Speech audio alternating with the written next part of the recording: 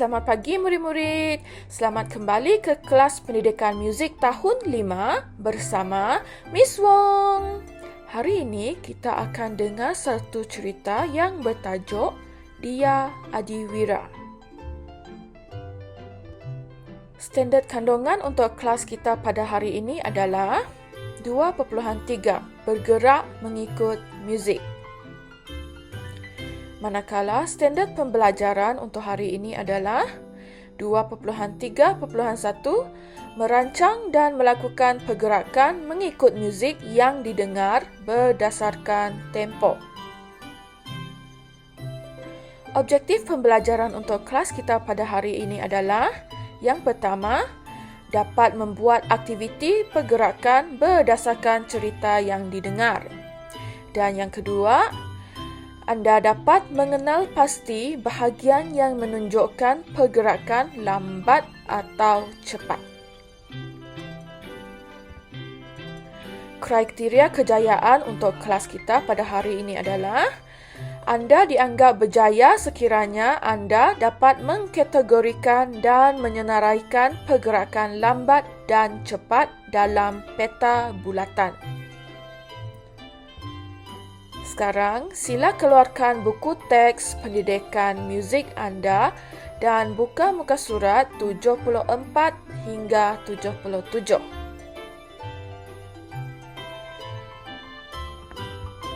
Mari kita sama-sama mendengar cerita Dia Adiwira. Cerita Dia Adiwira. Di dalam sebuah hutan, tinggal pelbagai jenis haiwan yang hidup dengan aman dan damai.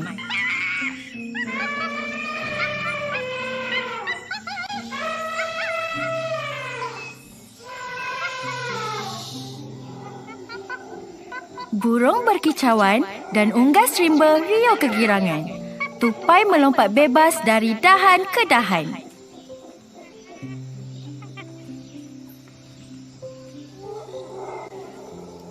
Angin sepoi-sepoi bahasa bertiup, daun meliuk ke kiri dan kanan, bergoyang perlahan.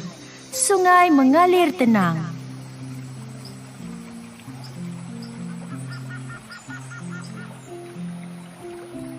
Si kura-kura berjalan perlahan-lahan sambil menghirup udara segar. Sang arnab yang sedang bersembunyi di belakang pokok sedang mengintai si kura-kura. Tidak sabar sang arnab hendak mengusik sahabatnya si kura-kura. Sang arnab melompat dari belakang pokok apabila si kura-kura berjalan melewatinya. Hai si kura-kura, lambat sungguh engkau berjalan. Nanti tentu kita akan lewat tiba di majlis kerajaan si bangau. Sang arnab, aku memang berjalan lambat. Kakiku tak panjang seperti engkau. Tak mengapa. Biarpun lambat, aku masih akan sampai di majlis kerajaan itu nanti.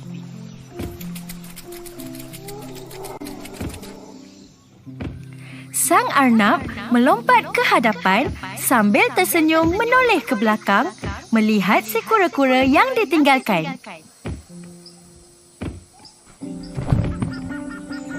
Setelah beberapa ketika, sang arnab hilang daripada pandangan si kura-kura. Sayup-sayup si kura-kura mendengar suara meminta tolong. Tolong! Tolong! Rupa-rupanya, sang arnab terjatuh ke dalam sebuah lubang besar.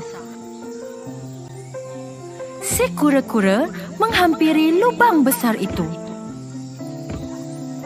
Dapatkah kau membantuku, si kura-kura? Lubang ini dalam. Sudah berkali-kali aku cuba melompat keluar, tapi tidak berjaya. Jangan bimbang, Sang Arnab. Biar aku fikirkan caranya. Si kura-kura menyampaikan pesan melalui burung agar membantunya mengumpulkan haiwan yang lain supaya mereka dapat menarik sang arnab keluar dari lubang itu bersama-sama.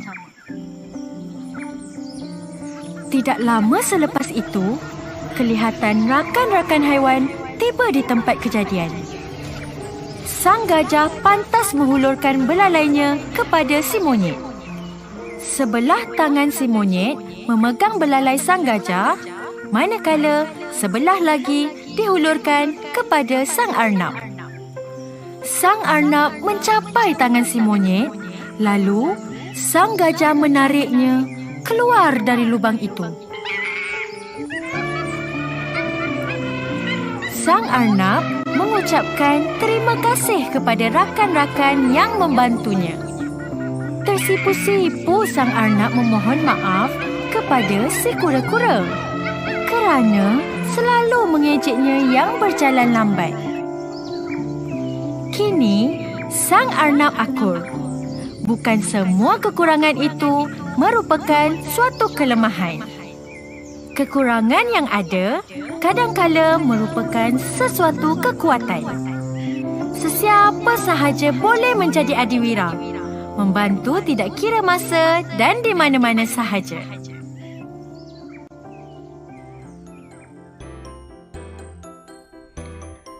Jadi, apakah nilai moral dan pengajaran yang telah anda dapati dari cerita tadi? Nilai moral dan pengajaran yang dapat kita perolehi dari cerita tadi adalah sesiapa sahaja boleh menjadi adiwira. Kita harus sentiasa mempunyai semangat untuk membantu orang lain. Jangan pandang rendah pada orang lain. Jadi ingat, kita semua boleh menjadi seorang adiwira. Yang penting kita harus ada semangat untuk membantu orang di sekeliling. Okey? Sekarang, mari kita buat pergerakan berdasarkan cerita yang telah kita dengar tadi.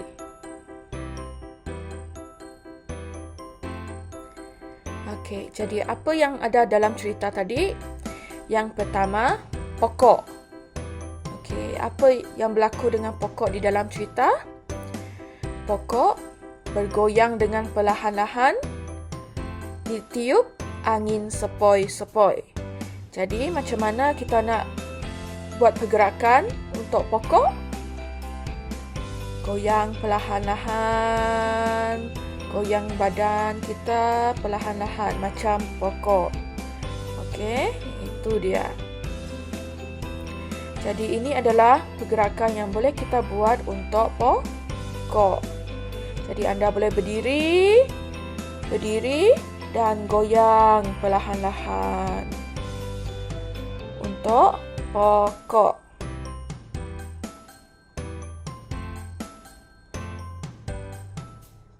Sekarang, mari kita tengok subjek yang kedua, iaitu burung. Mari kita buat pergerakan untuk burung. Apakah yang patut kita buat? Kita boleh kepakkan tangan kita dan terbang perlahan-lahan seperti burung terbang.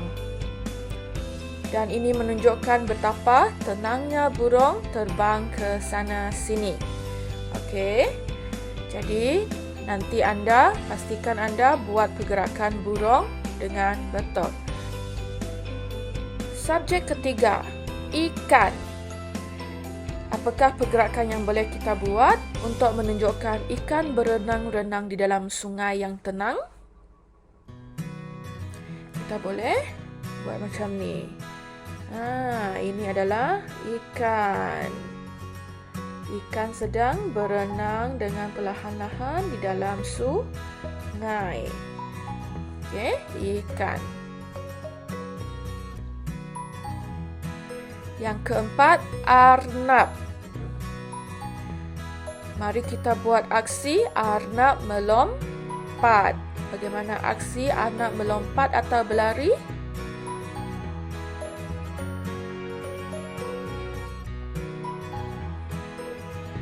Yang seterusnya adalah gajah, salah satu watak di dalam cerita tadi. Mari kita buat pergerakan untuk gajah. Apakah pergerakan yang boleh kita buat untuk menunjukkan gajah? Ya, untuk menunjukkan gajah, belalai gajah adalah paling penting sekali. Jadi kita boleh gunakan tangan kita untuk dijadikan belalai gajah. Jadi letak tangan ke depan dan satu tangan ke hidung. Begini. Itu dia, belalai gajah. Okey, gajah.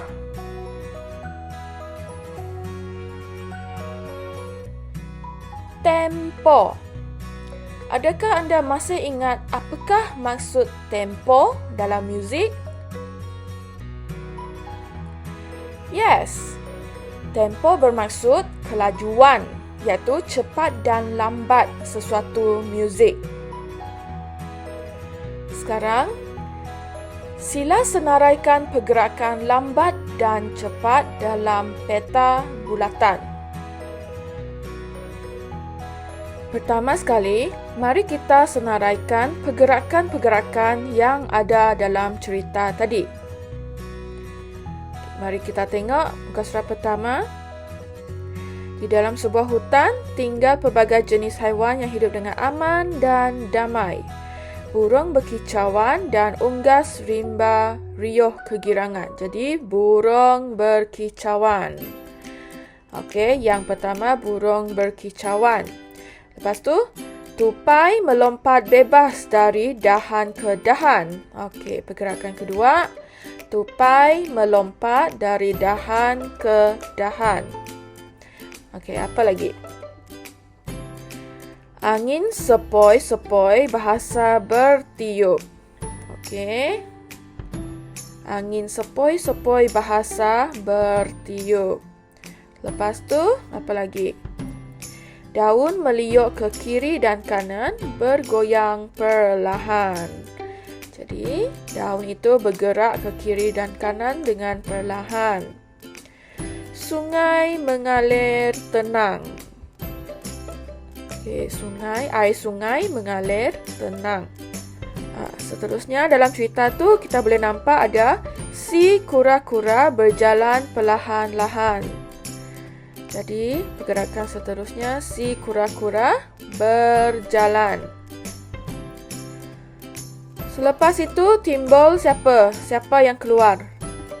Okey, arnab.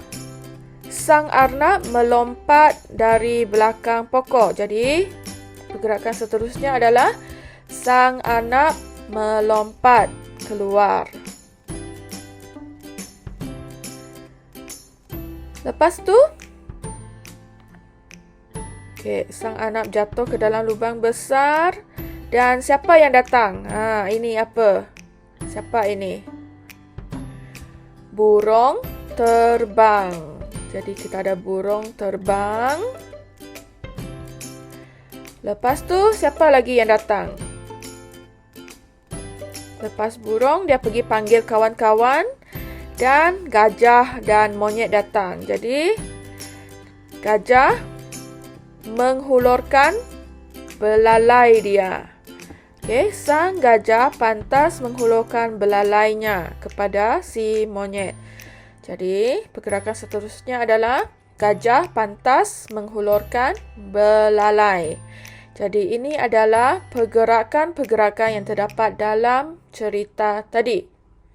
Jadi, sekarang cikgu mahu anda kategorikan semua pergerakan dalam cerita tadi kepada dua kumpulan, iaitu pergerakan lambat dan cepat. Jadi sila kategorikan pergerakan itu ke dalam peta bulatan, dua peta bulatan, satu untuk pergerakan lambat dan satu untuk pergerakan cepat. Okey, contohnya, ini adalah peta bulatan untuk pergerakan lambat. Di dalam senarai pergerakan cerita ini, yang manakah merupakan pergerakan lambat?